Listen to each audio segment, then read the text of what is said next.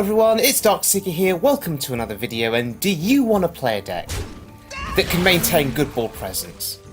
Do you want to play a deck that can make an impossible comeback out of nowhere?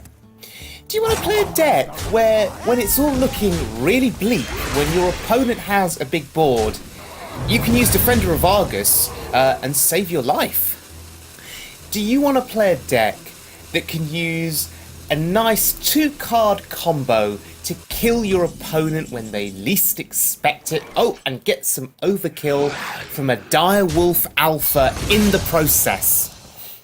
Well, if you do, this could very well be the deck for you, and oh, you can even fit a tap in and draw into more overkill from Soulfire.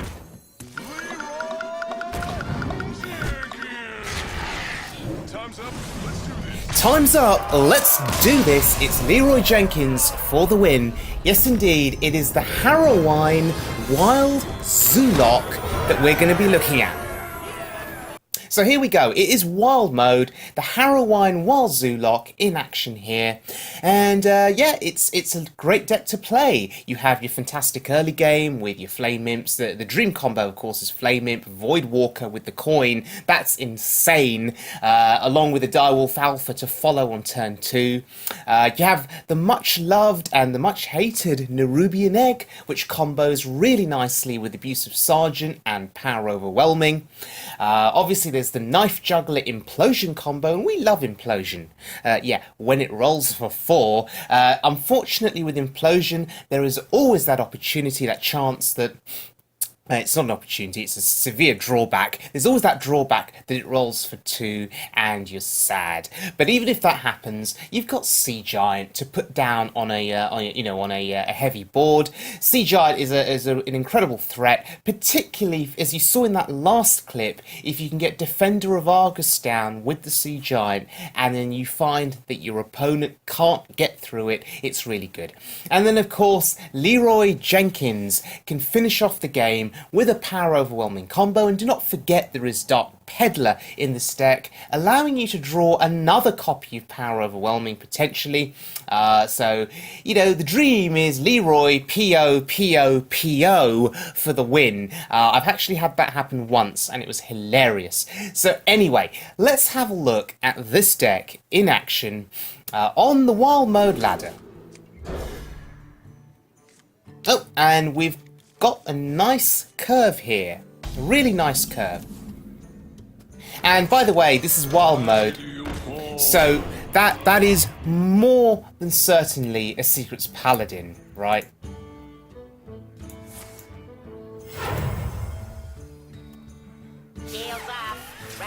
Yeah, shielded mini bot, really annoying minion to get through. Now, I'm actually pondering the Knife Juggler here rather than the Peddler, because if the Juggler survives, next turn I can play Dark Peddler and probably play the 1-drop that comes out of it. So that's my logic behind playing the Juggler. Can he kill it this turn? No, he can't. So, yeah, we're in a good spot. Oh, and he couldn't even kill the Void Walker. Hey, that's really good. Okay, what do we get? Oh, we get another Void Walker. I'll take that. As you command. Why do you call? Yeah, hey! Juggler RNG is in our favour here, in our favour. That's fantastic. So we have a really threatening board here. The only thing that potentially ruins our day here is Muster for Battle, just because, only because he gets a ridiculous board presence to go alongside our board presence. But no, he has the Cog Hammer, and that's actually annoying as well. That may be more annoying because his Haunted Creeper has a shield, which I have to break, but maybe the Juggle will break it. And I'm pondering here... Actually, no, we're not going to use the Juggle to break it. We're going to use the Minion, and now we're going to use the Juggle to pop the Spider. No, our Juggler is stupid. Okay, so that's unfortunate. Could I have done something differently there with the ordering? I'm not sure. But anyway, if the Juggler had popped the Haunted Creeper, we could have traded the Juggler into the remaining Spectral Spider and would have had a clear board. But yeah, that's really annoying. And now the Paladin is building up a board presence, and we have to be super wary of this now.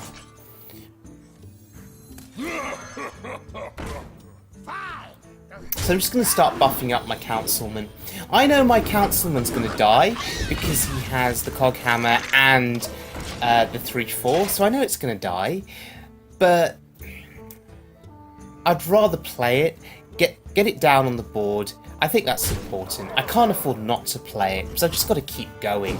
And I'm hoping that we can now play the Sea Giant, which is insane.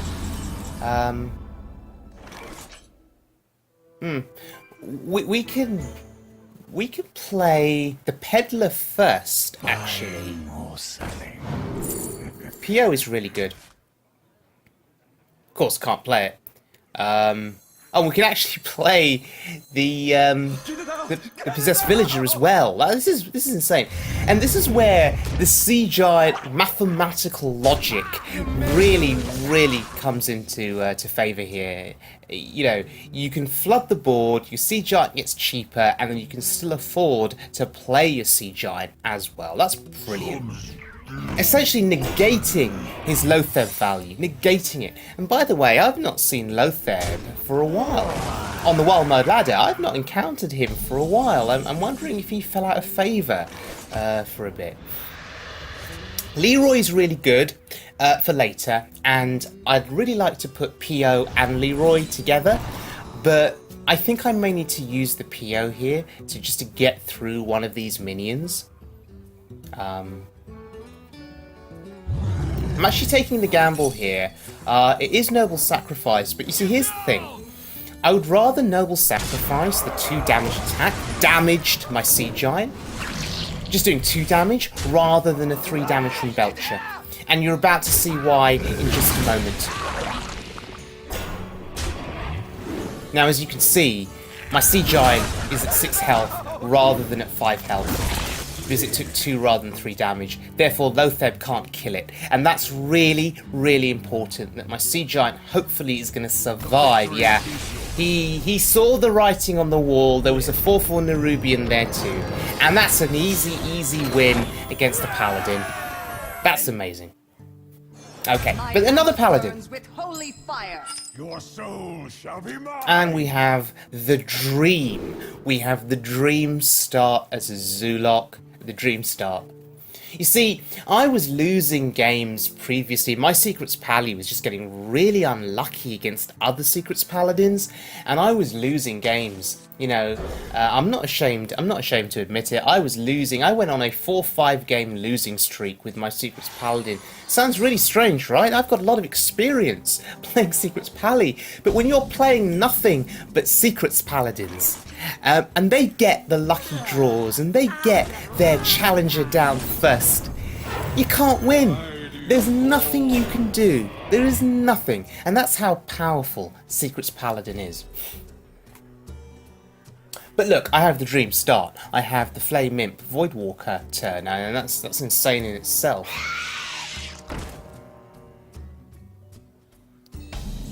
Okay. I think here we play the Peddler. There is no reason to play the Direwolf Outfit. And I'm actually thinking of just trading here, because I'm going to recognise that it's all about board control, and that 4 to the face at this early stage isn't going to mean anything. Ooh, this is a hard decision here. Taking the abusive, because my minions, my Voidwalker has 1 attack. I may be able to use it on my turn to trade into something with a buff from the Abusive Sergeant.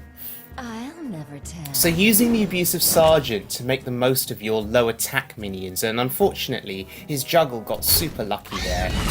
Hitting face or hitting the Peddler would have been acceptable. So my abusive play sort of goes out the window now, and I have to look at options. I think Imp Gang Boss is really strong, and I'm going to sacrifice the Flame Imp, because it's at 1 health. I'm sacrificing the Flame Imp so that my Dark Peddler can live. Okay, so that it can live.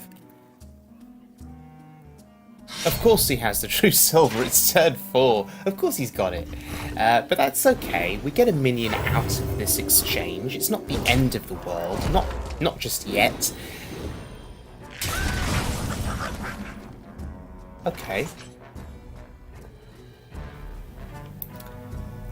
We could just go all in. Do you know what I'm really scared of? I'm scared of Consecration. But I'm going to gamble. And sometimes you have to gamble, because sometimes the board presence, if they don't have it, the board presence can just win you the game. If he does not have Consec here, sure, his True Silver kills a 1-3, but I don't care. The fact is my Knife Juggler is being protected. So yeah, it's Consecration or bust. Ooh, actually that's pretty bad for me. Belcher. Ooh, that's a roadblock and a half. That could be worse than Consecration, because he'll get a slime out of it as well. And my minions still all die. And if he's playing N'Zoth, he'll use N'Zoth if the game goes long to bring this minion back. So yeah, Belcher's bad news. But let's see if we can take it down. Deal. Easily. Without too much sacrifice. Yeah, we can take it down, that's fine. So juggles are working out here for me. And my Knife Juggler stays alive. My Abusive Sergeant stays alive. We put Nerubian Egg down to counter Consecration in case he has it. That's what's so great about Nerubian. You don't have to proc it. Just leaving it on the board is a ridiculous threat in itself. And there's Lotheb for the 2nd time in a row. Wow.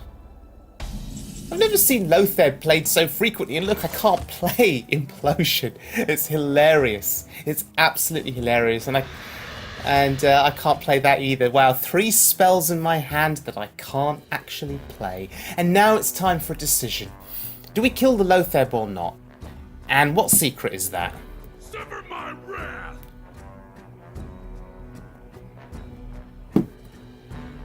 I think we go face. I think we go face here. What's he gonna do? Trade the Lotheb into the Direwolf or the Juggler? Probably. So we go face. Okay, it's not Noble Sack. It's probably Avenge, more than likely, or even Redemption, if he was hoping to get something back from Lotheb. Interesting that he kills the Direwolf, I guess. And there's Dr. 7. Okay, Dr. Boom. Played on turn 7, of course. But he left my Knife Juggler alive. And we can do some things here. Fight, maggot. Interesting. Sever my wrath. Yeah. And it's over. Nice, easy win against Secrets Paladin. Yet again. And there's the win streak bonus. So yes, the Harrowine Wild Zoolock. Not bad at all. Not bad at all on the wild mode ladder.